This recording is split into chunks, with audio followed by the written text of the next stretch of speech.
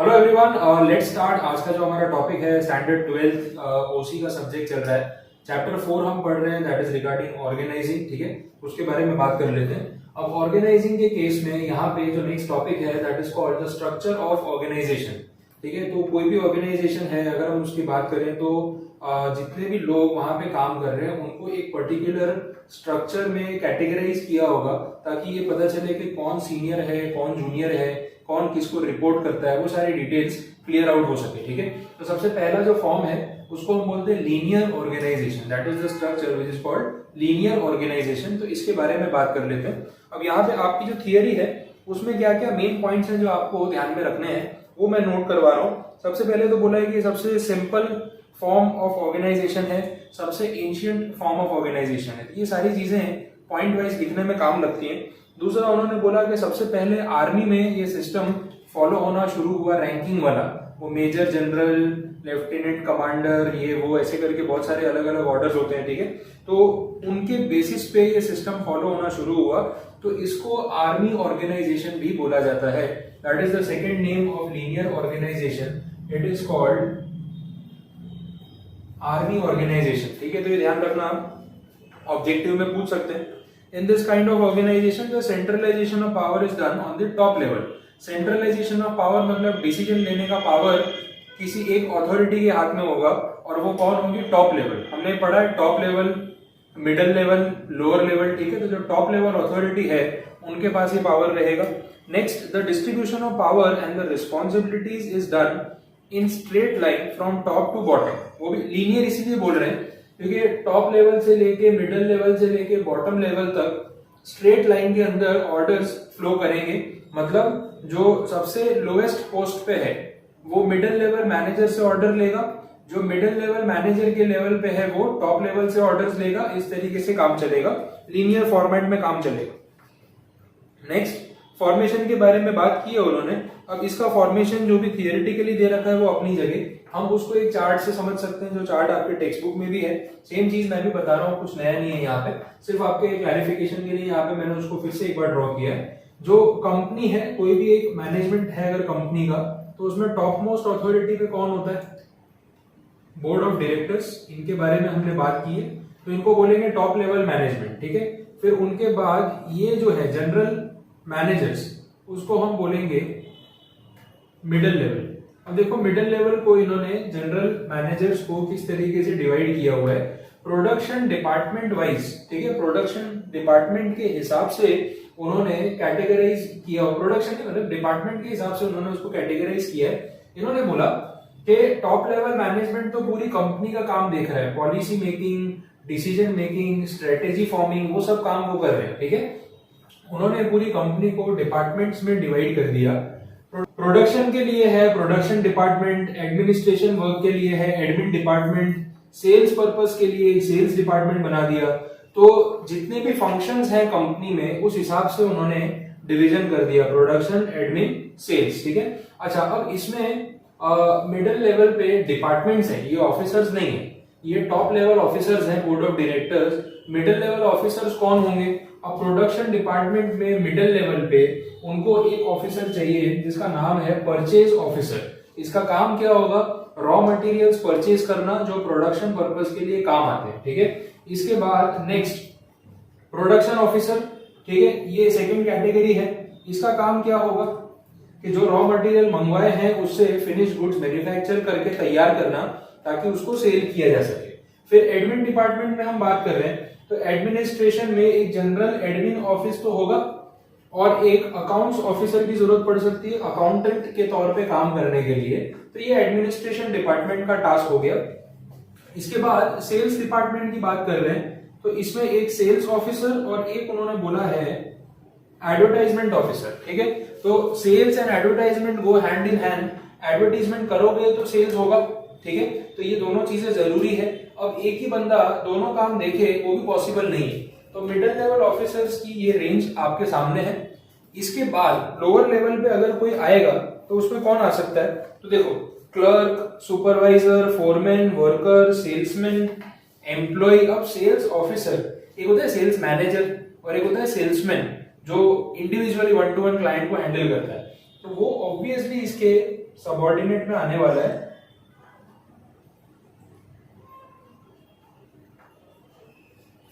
Clear यहां तक पता चला? तो इस तरीके से तीनों लेवल्स की हम बात कर रहे हैं, टॉप लेवल, मिडिल लेवल और ये जो तीसरा वाला है इसको हम बोलेंगे लोअर लेवल। क्लियर? तो यहां तक आपको समझ में आ गया? चलो आगे बढ़ते हैं। तो ये हमने बात कर ली लीनियर लेवल की या लीनियर ऑर्गेनाइजेशन स्ट्रक्चर की। इसके बाद जो सेकेंड वाला पार्ट है उसमें उन्होंने बोला है functional organisation structure.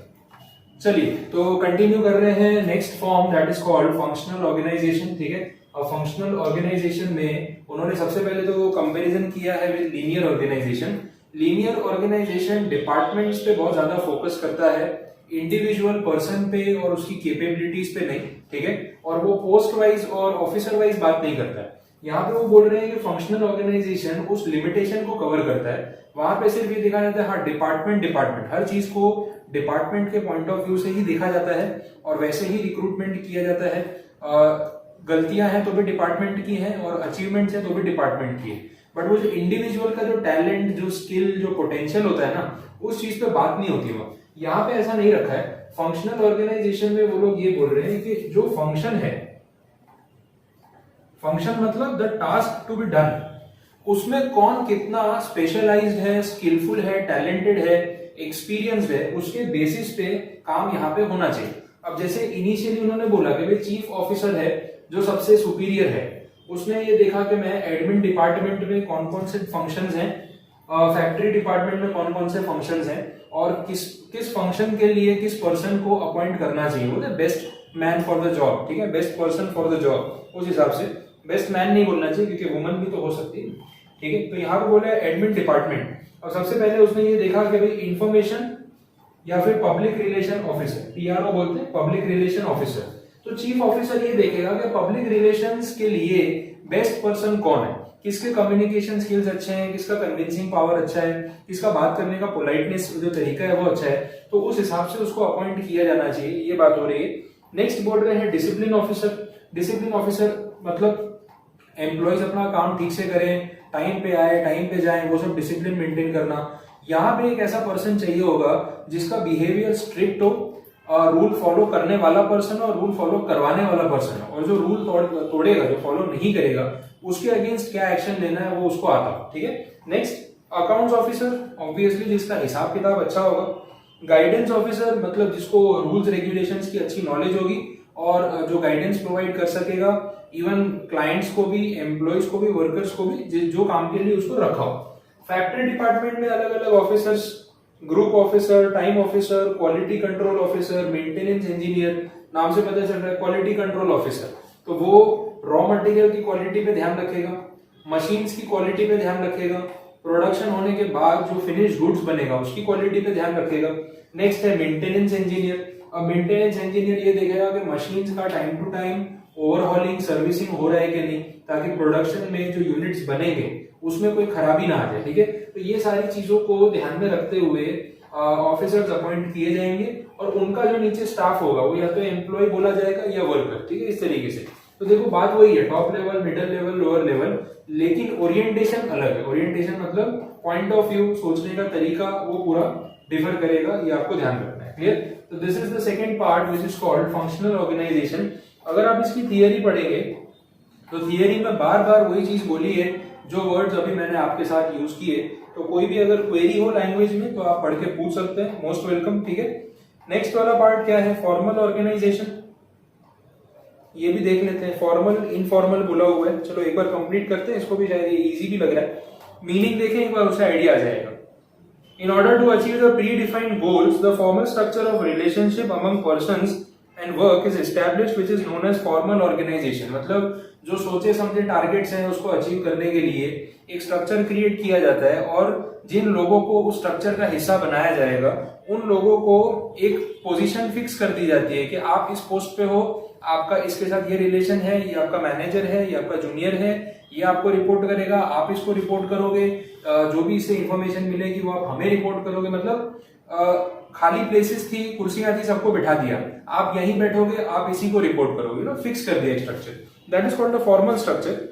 Linear organisation, functional organisation they are the types of formal organisation. क्योंकि हम देख ही रहे अब पीआर ऑफिसर किसको बनाएंगे, मैनेजरियल जो मेंटेनेंस वाला है उसको किसको बनाएंगे, क्वालिटी कंट्रोल के लिए किसको रखेंगे, अकाउंट्स के लिए किसको रखेंगे, वो तो जो सीनियर है वही डिसाइड करेंगे। ठीक है, होता है ऐसा। In this type the necessary powers are given to enable the person to perform certain kinds of responsibility. मतलब जो भी यहाँ पे होंगे उनको वही पावर्स दिए जाएंगे जो उनको उनकी ड्यूटीज में नेसेसरी है, ये ध्यान रख के चलना। फिर इसके बाद कैरेक्टरिस्टिक्स दे रखे हैं, ये अब हेड पॉइंट्स काफी है, आपको हेड पॉइंट्स पे फोकस करना है। फॉर्मल स्ट्रक्चर, वो तो बात हो ही रही थी। लैकिंग फ्लेक्सिबिलिटी, अब क्योंकि स्ट्रक्चर है, रिजिड है, होता है ना कितनी बार आपके साथ स्कूल में होता होगा ये, जब क्लास में जो सीटिंग अरेंजमेंट होता है ना, वो एक बहुत बड़ा मैटर होता था क्लासरूम में। एक्चुअली में स्कूल टाइम में बहुत बड़ी बात होती थी, यू नो, जब नए क्लास में अपने आए, आप सपोज 6th स्टैंडर्ड में थे, आप 7th में आ गए, 7th क्लास में जब जाओगे तो पहले दिन एक होता था वो रोल नंबर असाइन होते थे। पता नहीं तब क्या वो छोटी छोटी बातें इतनी बड़ी लगती थी। एक पॉइंट होता था रोल नंबर असाइन होना, तो अल्फाबेटिकल ऑर्डर में या सरनेम के हिसाब से या नाम के हिसाब से रजिस्टर बनता था, रोल नंबर असाइन होता था। तो उसकी भी क्यूरियोसिटी होती थी अपना नंबर इस साल कौन सा आएगा। और वैसे तो आइडिया होता ही है कि भाई जो भी नंबर चल रहा था एक दो आगे पीछे हो जाएगा, कोई न्यू एडमिशन आए होंगे तो पीछे हो जाएंगे, और जो लास्ट ईयर वाले इस साल अपने साथ आगे नहीं बढ़ पाए, अटेम्प्ट लग गया जिनका, उनकी वजह से अपन थोड़ा रोल नंबर अपना फॉरवर्ड हो जाएगा, ये होता था। और दूसरा एक होता था सीटिंग अरेंजमेंट। चलो रोल नंबर तो ठीक है चला लेंगे, लेकिन सीटिंग अरेंजमेंट का बहुत बड़ा हल्ला होता था। टीचर किसको कहाँ पे बिठाएंगे, उसमें कुछ दो फैक्टर्स काम करते थे। एक तो आपकी पास्ट ईयर की रेपुटेशन, दूसरा आपकी हाइट। ठीक है, अब जिनकी हाइट शॉर्ट है वो पहले ही उनको आगे जमा दिया जाता था। अच्छा, फिर वो भी होता था ना, दो लड़के साथ में नहीं बैठेंगे, दो लड़कियां साथ में नहीं बैठेंगी, क्योंकि मजाक मस्ती ज्यादा होगा। आज के टाइम में उल्टा है। आज तो मुझे लगता है स्कूलों में ये होता होगा कि एक लड़का और एक लड़की साथ में नहीं बैठेंगे, ये ज्यादा बातें करने वाले हैं, यू नो। तब के बच्चे ऐसे पहले तो शर्माते कुछ ज्यादा थे, लड़की बैठी तो बात नहीं करेंगे या लड़का बैठा है तो बात नहीं करेंगे। अब तो कोई फर्क ही नहीं पड़ता है। ठीक है, तो वो ट्रेंड था, तो उस हिसाब से टीचर्स अरेंज करते थे बच्चों को।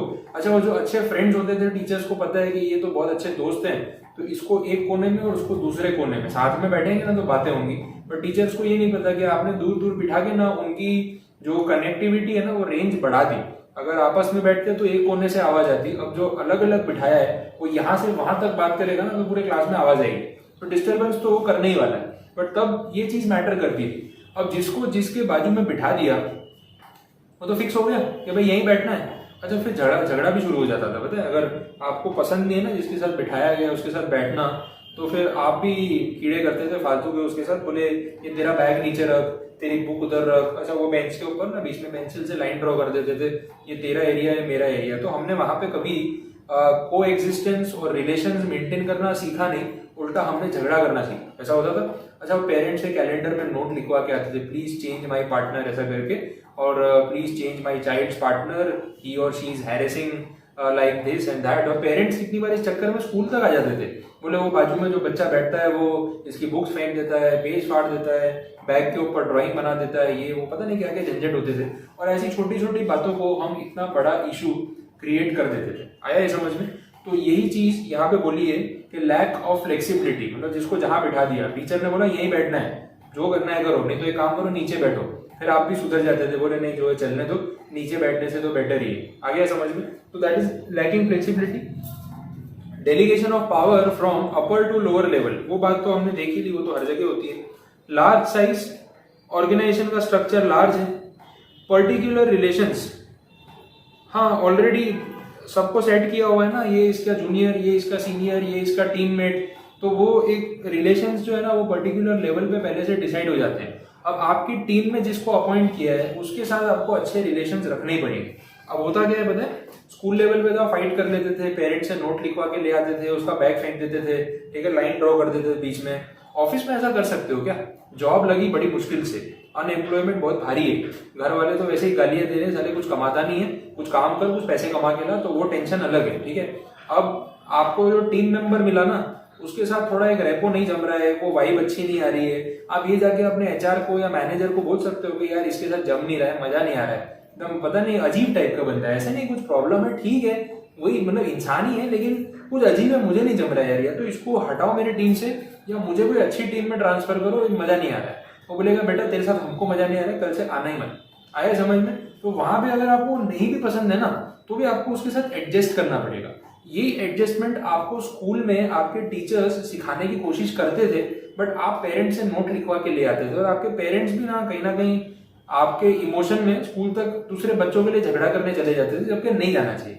बच्चे को लड़ने दो, सीखने दो, रिलेशंस मेंटेन करना सीखने दो, झगड़ा किए बिना कैसे आपको एक बेंच को शेयर करना है वो सीखने दो, दैट इज वेरी नेसेसरी। तो ये टीम एफर्ट जो है वो आप फिर आगे जाके तो आपको करना ही है, तो बेटर है ना पहले से सीख लो, ठीक है। तो ये पॉइंट बोला है। इसके बाद कम्युनिकेशन, अच्छा ये तो फॉर्मली होगा, ठीक है। जब फॉर्मल सिस्टम सेटअप किया है तो आपको अगर अपने सीनियर से कुछ बात करनी है तो बोलता है please mail it to me, ठीक है, please drop it to my mail box.